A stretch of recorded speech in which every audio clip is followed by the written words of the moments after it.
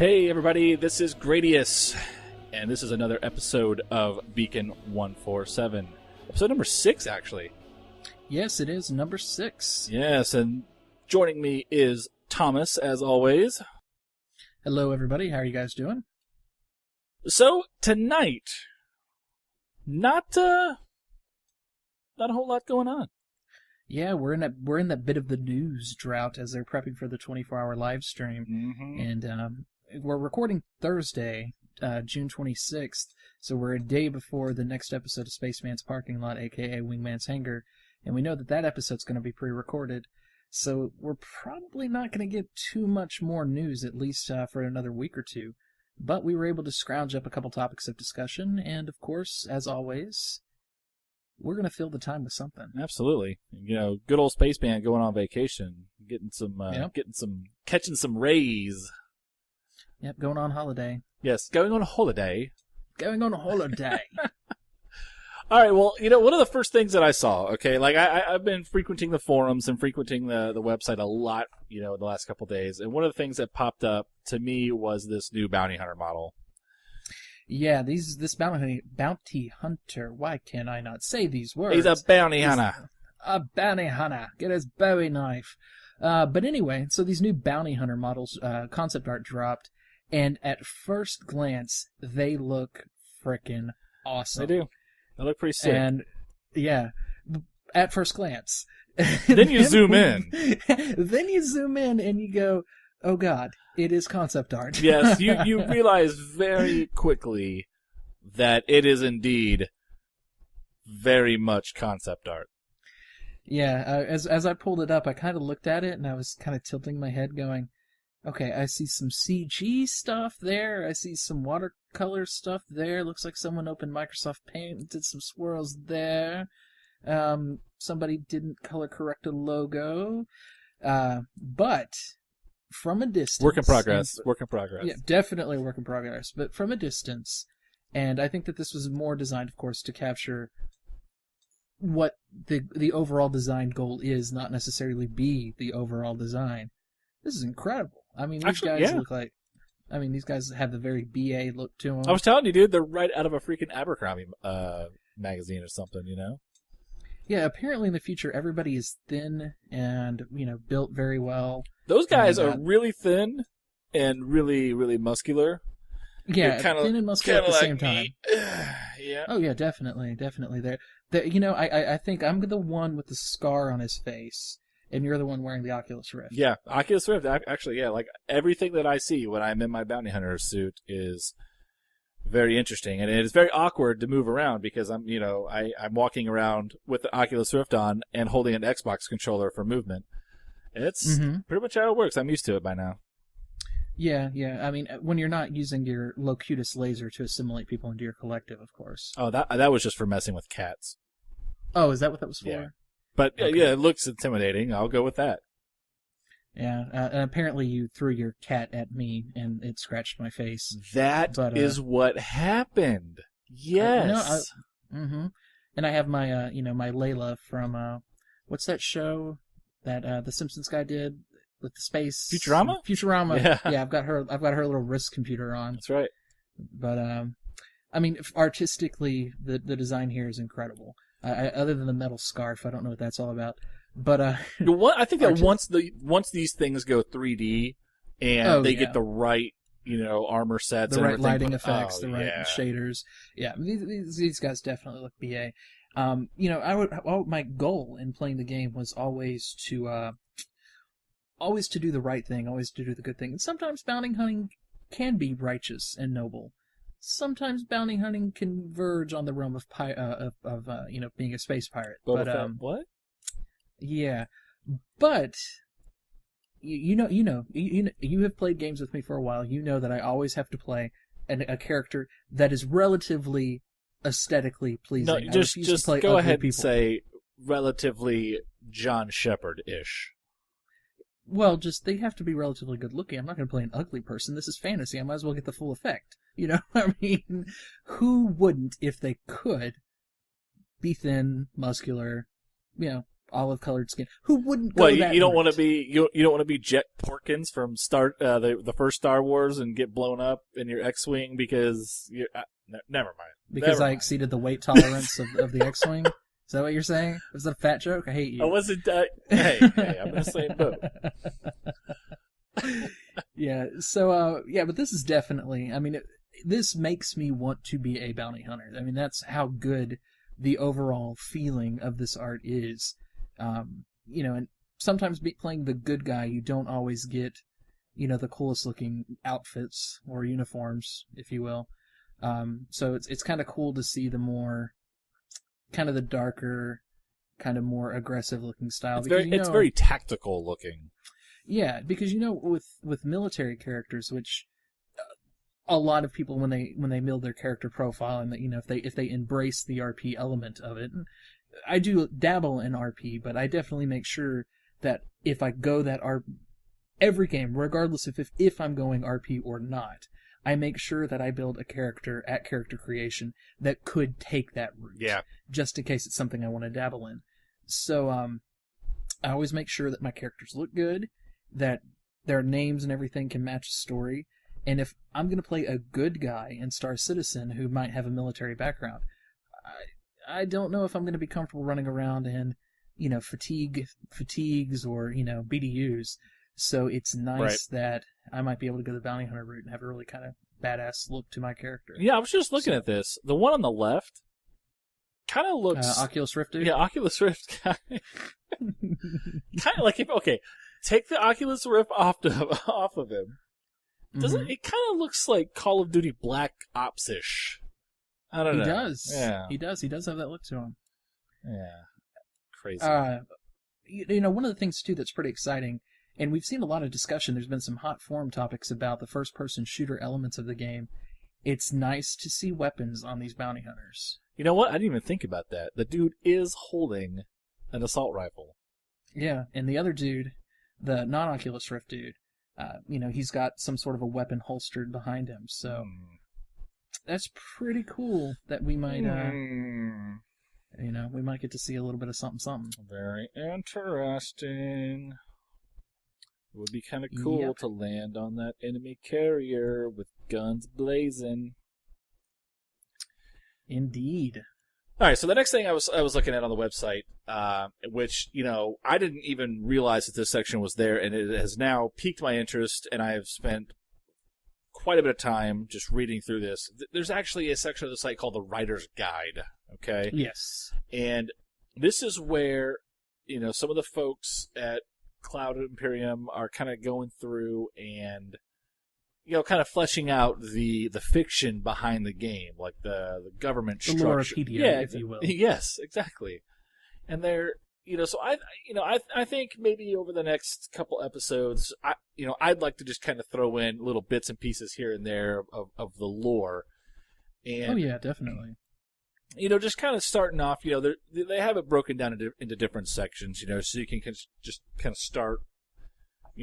Here's the government, okay, and here's the difference between citizens and commoners and that sort of thing. And when I was reading it, they really use a system not unlike Starship Troopers, where there is a clear difference between citizens and commoners. Right. And citizenship is earned. Absolutely. Absolutely. And one of the things is, I'm just kind of pulling it up here, is so we're talking about the UEE structure, right? The United Empire Earth, or Earth, whatever. United Earth Empire. This is part 2 of the Writer's Guide right now, where they kind of distinguish between civilians versus citizens. Mm-hmm.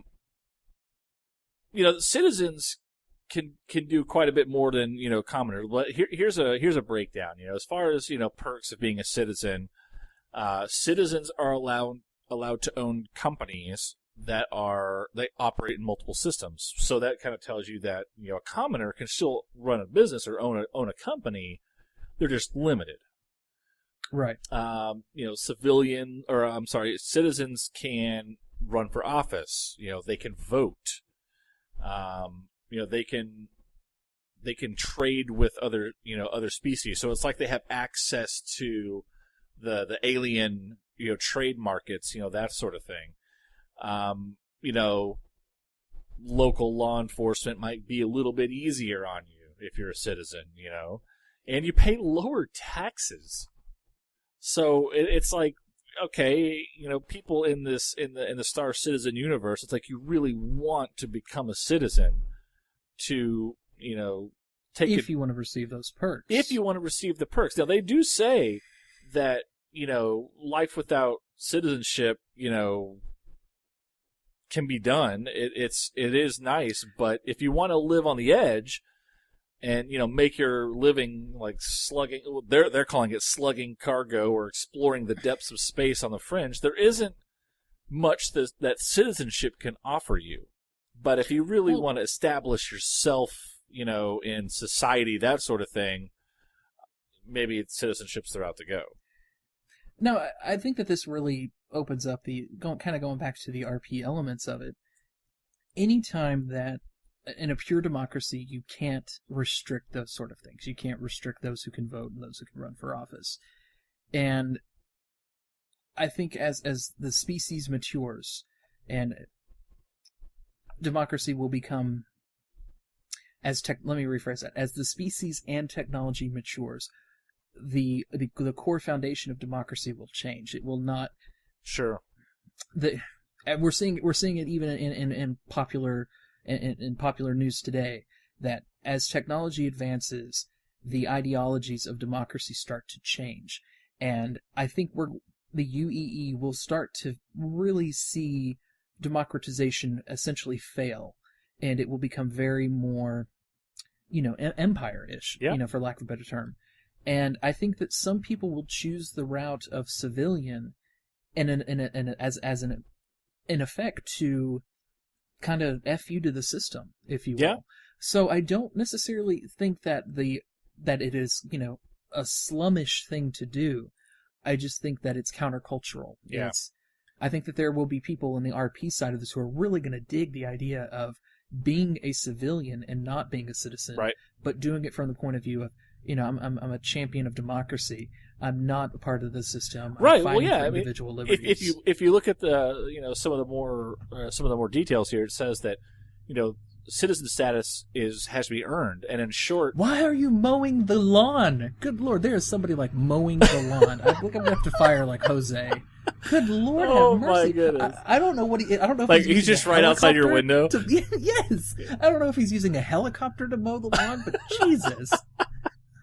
So, good Lord, they're saying that citizens. It's 8:30. Yeah, it is kind of late. Like I'm looking outside right now, and it's almost dark outside. Mowing the yard. Wow. But in short, to show you have to show an active commitment to furthering your interests with the UEE, which can be done through military service, community service, or if you're just a successful businessman and you've become successful, you can apply to do it, and you probably have to pay for it. Who knows? But so it's almost kind of the Israel structure, how that's. If you want to be kind of a citizen, their citizenship is guaranteed, but you kind of got that mandatory. You have to do something of value, right? You have to, in some way. Well, I don't want to necessarily say value, because I still think you can be valuable and not be a citizen. But I think you have to do something of value in the eyes of the ruling party. Well, and what's funny is in this, you were, kind of hitting the nail on the head before. They're in the lore for the game. They're saying that, it's not meant to be easy to become a citizen, because the powerful hate sharing their power. Exactly. So the UEE, United Earth Empire, there's that key word, empire, they make it tough for people to become star citizens, if you will, because, frankly, they don't want to share their power. Right, and if you control the citizenship, you control the votes. If you control the votes, you can control who runs for power. If you can control who runs for power, you can maintain your power. There you go. So that, just kind of looking at this, it is. I mean, as soon as I read this, it was like, wow, that's totally Starship Troopers right there. It is. That's pretty cool. I mean, I don't know if I'd ever want to live in a society like that, but because it's so much different than what I'm used to. But I can kind of understand it. you know? Yeah, to me, it kind of seems like a mixture of traditional imperialism, which has been with us and has waned and fallen over time, and we're starting to see kind of grow back in. It's a mixture of imperialism, corpocracy, where through corporations have a controlling interest in government, and through a technocracy where there is a lot of technology in control of government. So even though it's lore and it's fantasy, I do feel that based on the direction in which we are going, and if you listen to a lot of social and political commentators and philosophers, this doesn't seem out of the realm of possibility for where our culture will be in a few hundred years. Yeah. And about the time that it runs parallel. I'm very glad that they chose something that was something for the major political cast that was believable and realistic. We talked about Eve last week, and there are these elements in Eve, but they also have a very strong, one of the groups is very theocratic. Right. It's unlikely. I mean, barring any, there could be a dramatic event that might change this, but it's very unlikely that as humanity in its current state evolves with technology and progress, that we will ever fall back into a theocratic type of a government system. Right. So without there being a theocratic government in place, this is an easy pill for me to swallow, because I'm a fan of science fiction making sense of physics being applied, of social trends being applied. So I'm very glad that this government and this style of government was chosen, because it's something that's believable. Yeah. Well, and one of the other things is they actually go so far as to mention the actual political parties. You've got the Universals, who are, institution focused, an institution focused ideology. So these are our corporates. Wealth-based ideology, absolutely. Then you've got your centralists, which are described as being the more libertarian-styled ideology. They support keeping Earth, the capital for Terrans. And then you've got the transitionalists, who are kind of like the People's Party. Almost kind of sounds social/communism a little bit. They're always looking for the future and the betterment around human progression, that sort of thing. Everybody does their fair share. Everybody works together for XYZ, blah blah blah. So well, they're more focused on the collective as opposed to the individual. Exactly. So you've got three parties that are, well, frankly, I mean, kind of comparable to what we've got today, maybe with less details, obviously given, but right. So they're no. I mean, they mentioned that there are hundreds of other political parties, but I'm assuming that these are the three. Those are the three big dominant ones, yeah. Yeah. I mean, just in the United States, we have the two big ones.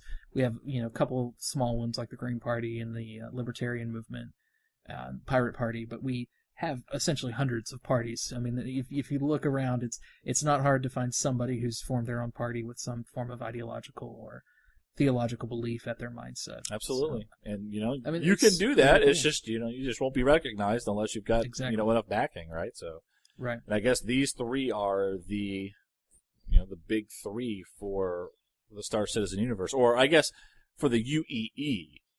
Now there are going to be some other organizations out there that may have their other things going, and that's yet to be seen, but we'll see how it goes.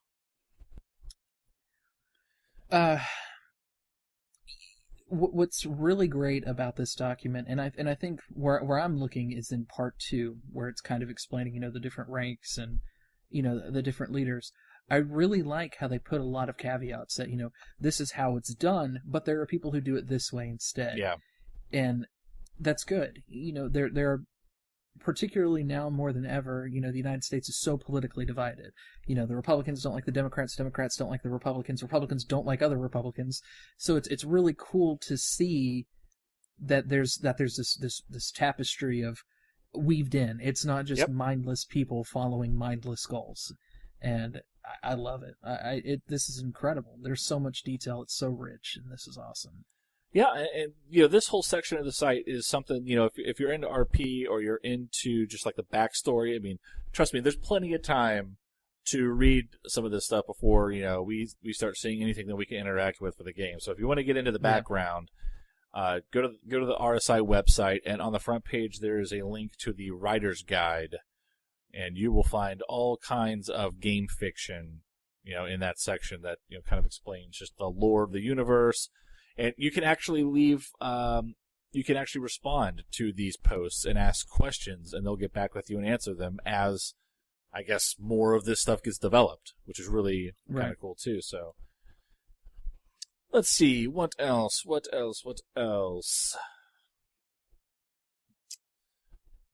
Well, actually, I was looking at some of the other stuff here too.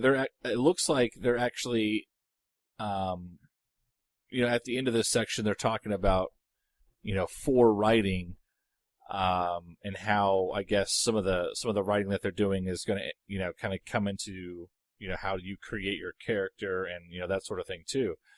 And I didn't even think about this, but and we were talking about RP earlier, but with the death system built into the game, the way that it's supposed to work is that once you've reached that magic number of deaths that your character has, your story kind of gets taken over by a relative or a sibling or an heir. An heir, exactly. I wonder how people are going to kind of incorporate the whole citizenry / commoner / whatever in that type of situation, and that's been a heavy topic with the RP community, because not only does your character essentially die, but that name goes with it. Mm-hmm. So if you have Bob Spaceman and Bob Spaceman dies, it's going to go to George Spaceman or whoever your other character is. Pick another name now.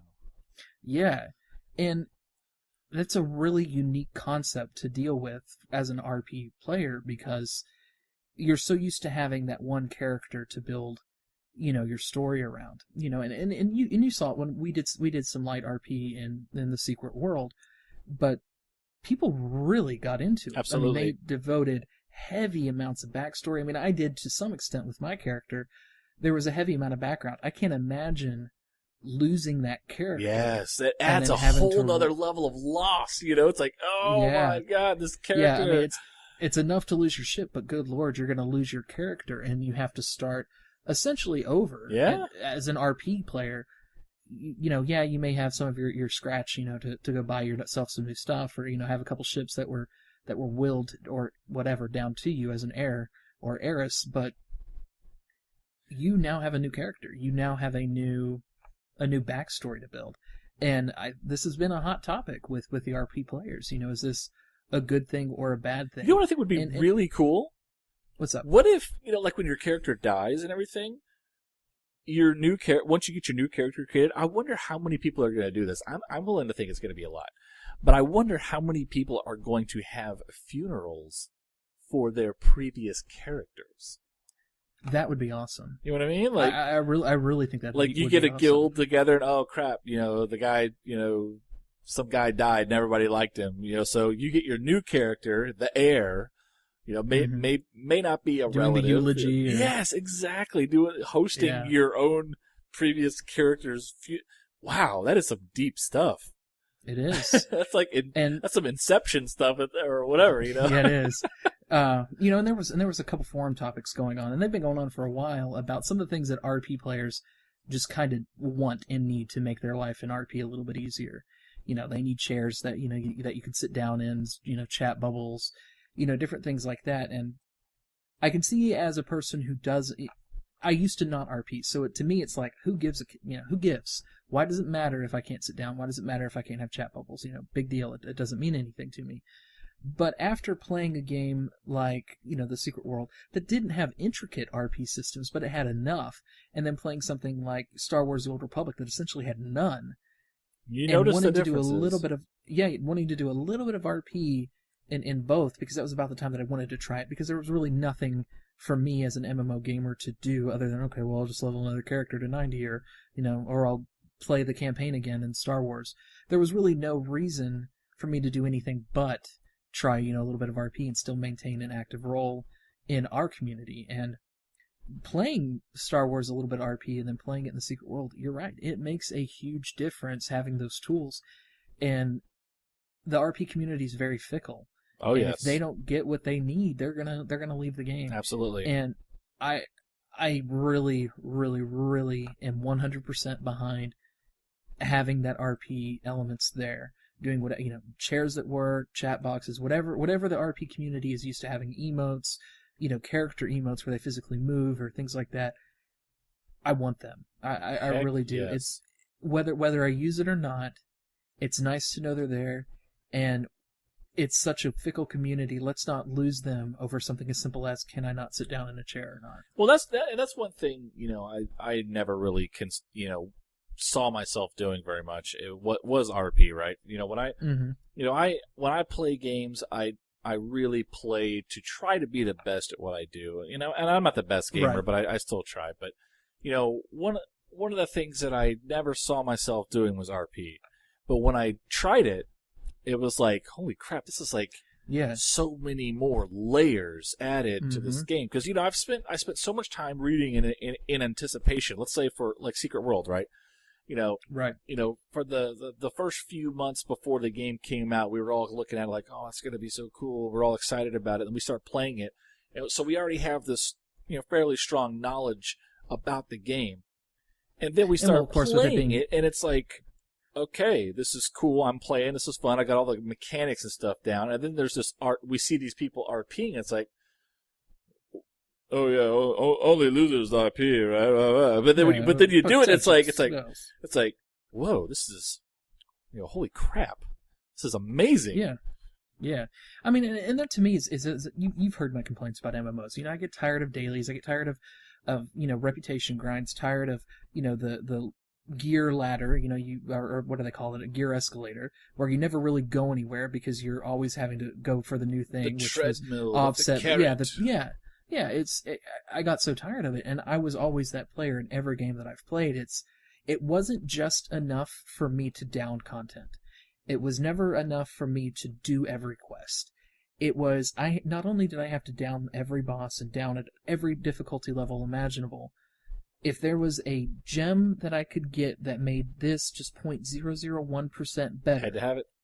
I had to have it. Yeah. And I would stop at nothing to get it. I mean, I guarantee you I haven't played WoW with any level of consistency for probably 2 years. But I know if I were to log into our guild's WoW right now, I would still have more achievements than anybody else in the guild. Like, I know my achievement score would be that much freaking higher because that's what you did. It wasn't enough. It just wasn't enough. If there was something to do, I did it. Yeah. And when I took a step back and I started doing that recently with the Secret World and at the latter part of Star Wars and then kind of going into Defiance, it has been such a relief to not do that anymore. Yeah. And it allowed me to focus on other things like RP. And I'm telling you, there are times today we don't actively play the Secret World anymore, but those are the memories that I have that I look back to and go, that was some fun stuff. Absolutely. And it was something I never thought I look forward to doing RP in a game like Star Citizen.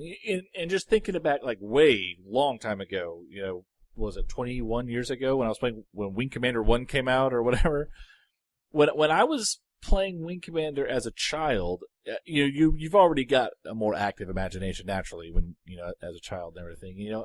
I would get into that stuff, man. When I was sitting there playing that mission, when it's me and Angel and Doomsday and Bossman and Maniac and we're flying on a mission doing something, and then you got your mom like, Bobby, come do the dishes. It's like, no, I'm saving the universe, Mom. Right. It's that same level of stuff, right? It's like you Right. as an adult, you go back and you try to experience that stuff again, and you RP.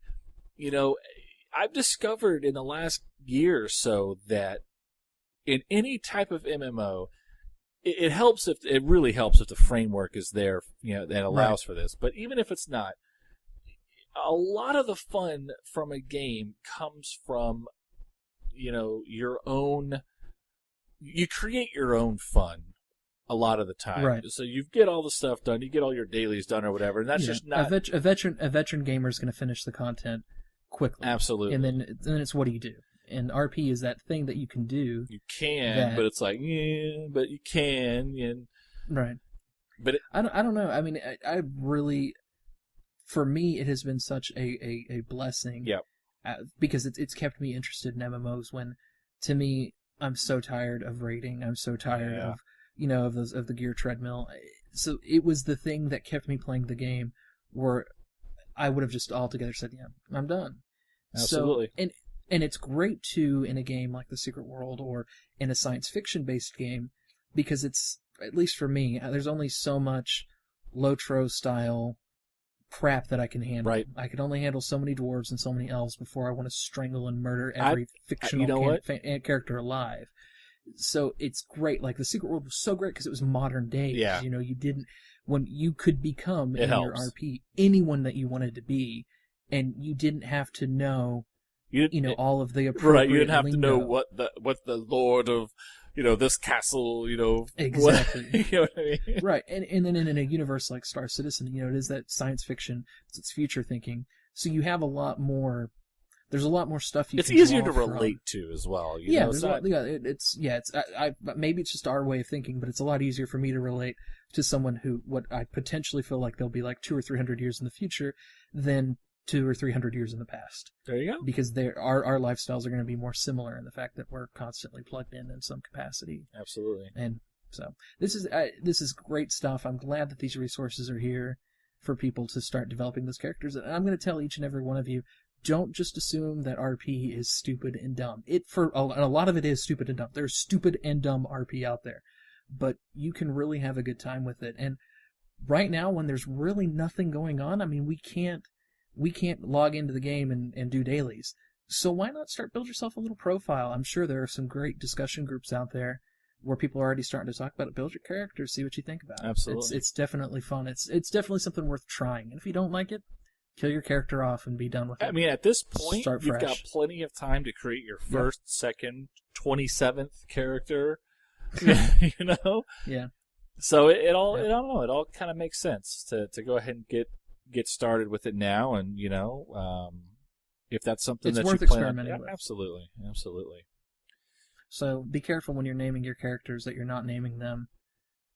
Like we said last time, dildo 11-inch destroyer of worlds. Oh my God. Give yourself a little flexibility. That's the number one rule in RP. Give yourself a little flexibility and keep your names realistic. But I swear to God, if any of you take Spaceman Bob, I'm going to be pissed off. Or Bob the Spaceman. Yeah. So what else is on the docket for you today? I mean, to tell you the truth, I mean, looking at kind of where we are time-wise, I'm thinking that's pretty much it, unless there's anything else you got. Yeah, I wanted to kind of end on a controversial topic, Okay. kind of like we did last time with Eve. Dun dun dun. And it's the idea of mega servers, and if it's a good thing or a bad thing. And it's really easy for me to compare this because the bulk of my MMO time was spent in a game that had isolated servers. Yep. And that of course was WoW.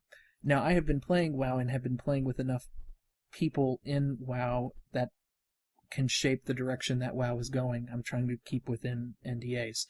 That I knew that that the idea of isolated server environments was going away, and that it was going to kind of follow the mentality of more modern MMOs and kind of approaching a mega server, right, if you will, where you may be on an isolated server because you can only handle so many people, but you're part of the mega server community, to where it doesn't matter that you're on instance A and your friend's on instance B. If you guys party up, you're going to get sent to the same instance and be able to quest together or be in the same guild.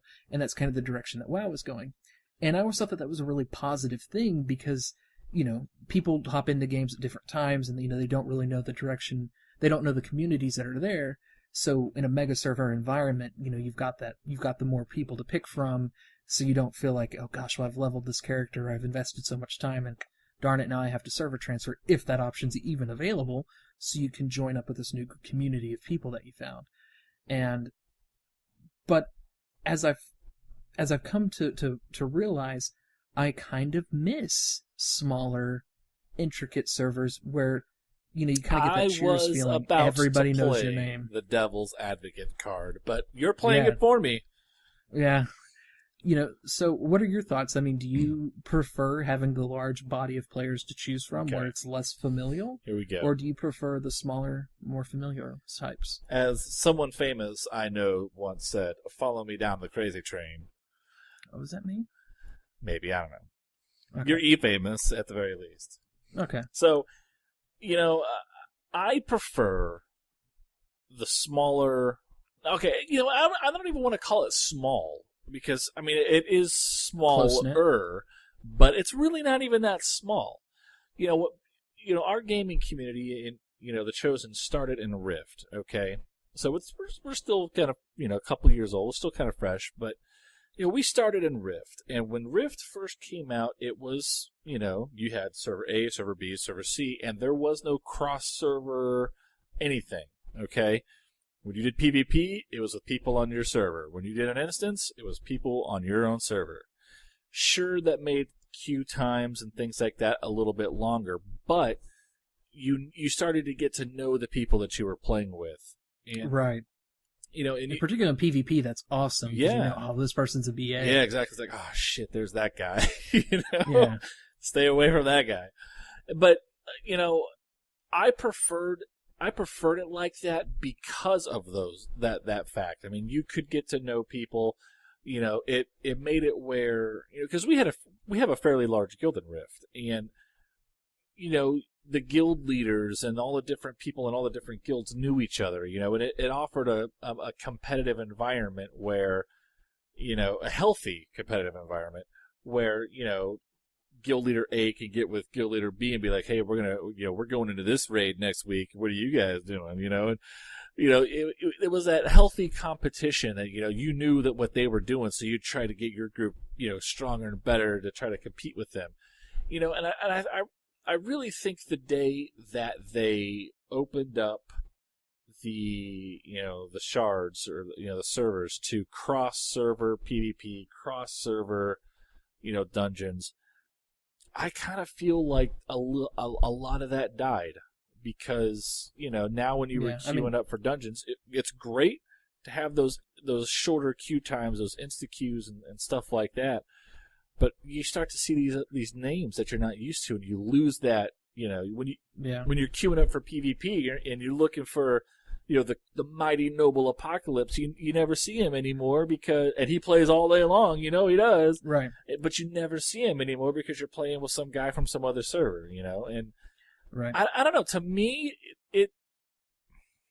I don't like it. I see the value though that it provides. I see that. More instant gratification. Exactly. And I know a lot of people like that kind of stuff, but, of course, I can make up statistics, on the spot, just like anybody else, but I'm willing to bet that there's a large percentage of people out there who really preferred the old system. Well, and I agree with you on that. I mean, WoW was a really good example of this, and I think a lot of it's a good example not because it was the first. Some people may quote it as the first, but it was a very big community that got to experience it together. While I don't miss sitting in trade chat spamming or seeing people spamming LF one more for random dungeon ABC, make sure you're a healer, whatever. While I don't miss that, I did enjoy that element of, okay, we need this, let's build our group, let's find our people.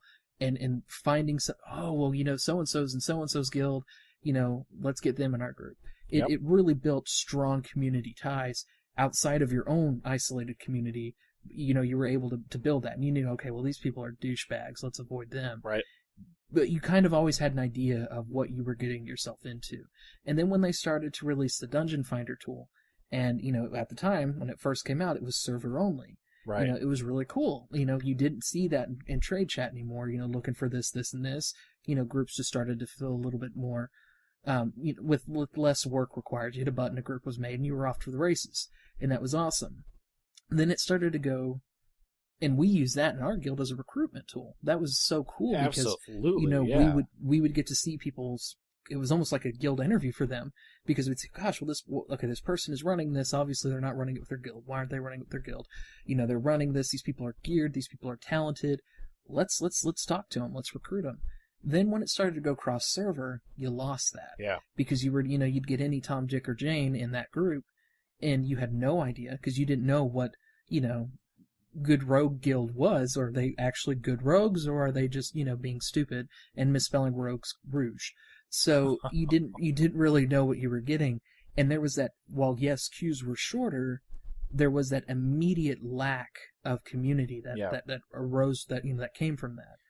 And I guess that's kind of what is making Star Citizen really cool, is that they're embracing the idea of the mega server, but with the private servers as well for people to kind of self-host. You can kind of build your own community. And that's cool. That is true. I like that. I think that may be the best way to handle that. Now, we do know it's going to be instanced, because only 100 people per instance, but I don't think that, and I could be wrong, so please get your corrections ready.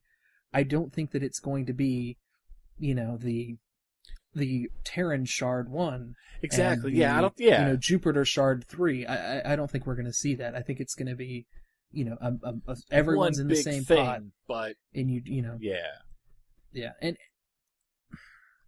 I can kind of see the pros and cons of both, but I am definitely a fan of building this strong community and, everyone kind of knowing everybody and kind of knowing what you're getting yourself into before you, oh gosh, we need 3 more people to make this assault on this raider camp of pirates.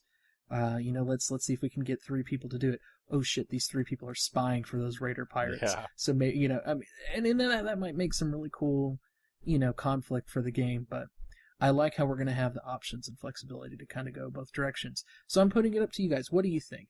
Do you like the idea of a mega server with private servers? Do you like the smaller servers that aren't tied together? Do you like the bigger servers where it's, just a collection of everybody? What are your thoughts? Post them in the comments down below us in YouTube, or go back a page and go to Reddit, hit them there.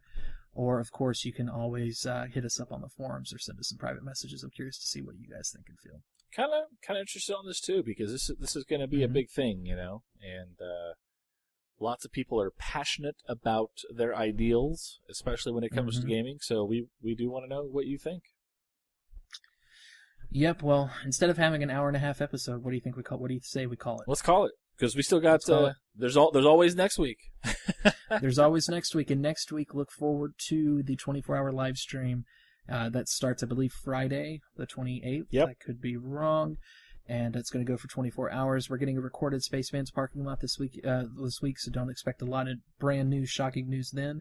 But I have it on good authority to say, if you're watching the 24-hour live stream, there will be exclusive limited-time opportunities to maybe buy ships that will only be available on that 24-hour live stream. Yep.